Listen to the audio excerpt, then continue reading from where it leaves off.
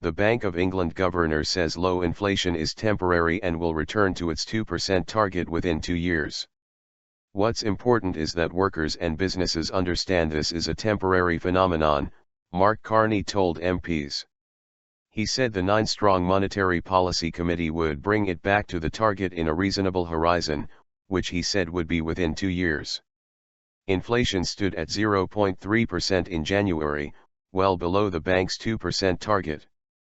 The figure marks the lowest rate of UK Consumer Prices Index inflation since estimates of the measure began in 1988.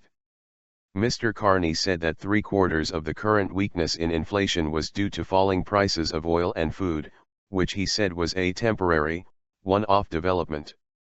He also said there was no evidence of deferred consumption, in other words, people putting off purchases in the belief that prices could fall further, a potential threat to economic growth. Ready to act.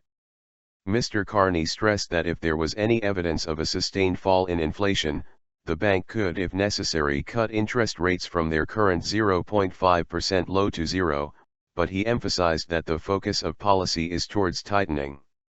Mr. Carney said earlier this month that inflation in the UK could temporarily turn negative in the spring because of falling oil prices.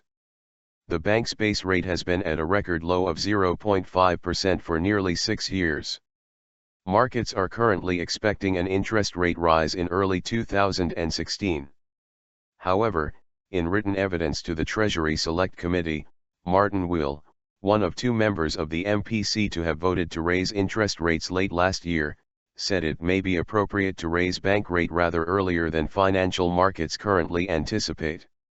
His warning chimed with an earlier speech by MPC member Kristen Forbes, who said there were risks to the economy if interest rates remained at their record low rate for too long. She said a rate hike might be needed in the near future.